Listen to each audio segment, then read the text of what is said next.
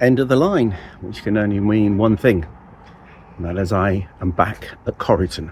Now, you see, for those who don't know this line, it's an odd little station and an odd little line. It comes off the main Rumney line at Heath, comes through a few small suburban halts, and ends up here. And quite literally, this is where the line ends. Look back towards this way. In the distance, there is a Class 150 train. Has already called at one station. You can just about see the lights will be calling at another one. And it has a regular flow of commuters using it. But when you look there, you think, well, did this go on somewhere? And the answer is yes. Part of the Rail 200 series, I'm looking at lines which are still in operation, but were, up until grouping at least, owned and operated by other companies. Because this line should have been a phenomenal success. It was backed by Lord Bute and the Bute docks. It had a lot of money poured into it, and the idea was very simple. The Butes had collieries up in the Rhondda valleys, and they wanted to bring their coal down to Cardiff docks, and they wanted to do it on their railway and stop using other people's railways. So they built their own. Now, the Butes were rich. They owned the docks, they owned the castle, they owned land across the country, they owned Dumfries House up in Scotland, which is now one of the king's residences. They were very wealthy, so money wasn't an object, and it shows with some of the structures, shall we say, along this line. Now, as I say, they were late to the party. The Taff Vale had already established themselves. The Alexander Newport Dock Railway had a link from Pontypridd down through other lines down to Newport. The Rumney had their lines down into Cardiff docks. The Barry Railway had come on board and had built all sorts of structures to get coal down into Barry Dock. So they had to kind of weave their way up through to try and achieve their goal. As they made was to buy the Glamorganshire Canal, which they did, empty it and build a railway on top of it, but proved a bit impractical. There's an awful lot of locks on the Glamorganshire Canal. So the route they chose instead left the Rumney line at Heath Junction in Cardiff, headed across the top of the city, through Tongwynlais, passing around Taff's Well, through Nantgarrow, past up a boat, before crossing the River Taff at Rhydyfelin. And the plan was it would link up to the Taff Vale at Treforest. At least that was the plan. Now, I did a whole series of videos about this line last year, and I mentioned at the time there were 27 overbridges, 15 underbridges and a tunnel, 15 cuttings, multiple retaining walls, and 5 occupation level crossings. The viaduct alone was 512 foot long, made of steel, and weighed about 1,500 tons. 5 of those bridges were over main roads and built at askew. This was a very, very expensive railway to build. The only tunnel on the line was built on the slopes of Castle Cock. It is alleged it was built because there, the Marquis of Bute had a vineyard, and he didn't want soot all over his grapes.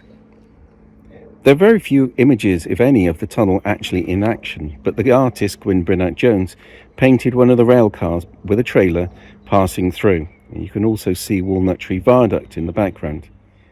Most of the images, however, show it without rails after they were taken up in the 1950s. Well, and it's fair to say, in certain places you can still see the CR insignia in some of the stonework, and they used dressed stone, and they made a wonderful job of it. Even this retaining wall, which is north of Nantgarrow, has been done with quality. But there were problems and resistance, especially from the Taff Vale. You see, the Barry Railway had just been given access to the Taff Vale lines up at Trehavard, where there were large sidings, and also at Treforest. The last thing the Taff Vale wanted was another line siphoning off their coal traffic. And they objected and fought hard to stop the link happening. They actually bought a strip of land which they said they were going to put sidings on, which was between the end of the Cardiff Railway and their railway. Mysteriously, those sidings were never built. There was a period of calm, and at one point the link was made. An initial train was run with the Marquis of Bute himself on board, and at one point he actually rode on the locomotive.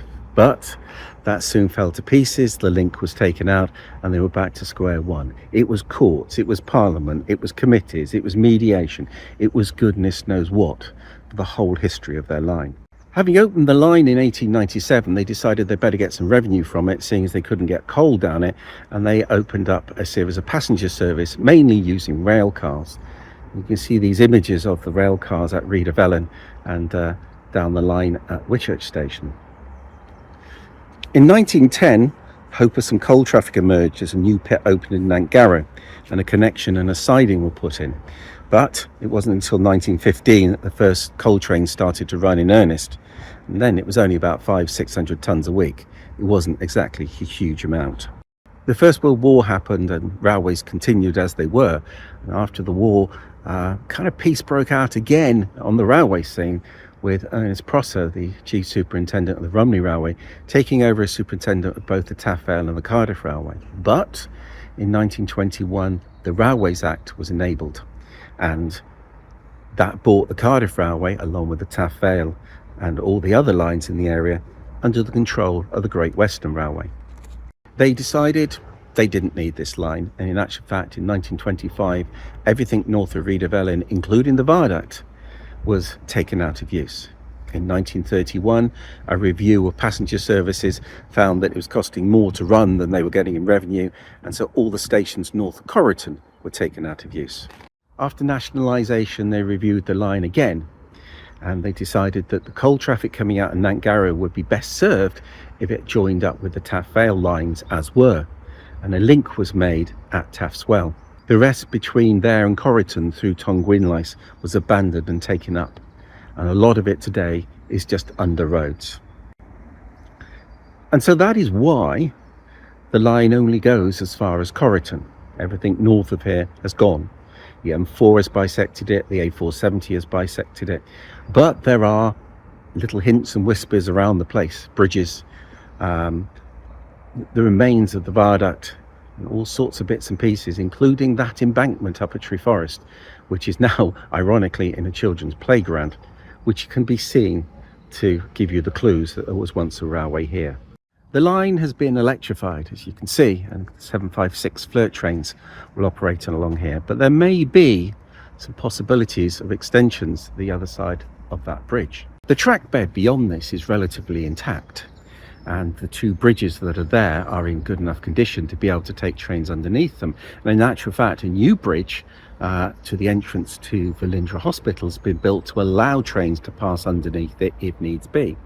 So the potential of a station for the new Velindre Hospital and possibly park and ride at junction 32 could happen at some point in the future.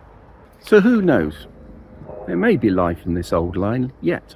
I'll be covering other lines around South Wales as part of the Rail 200 series, so please stay tuned for that.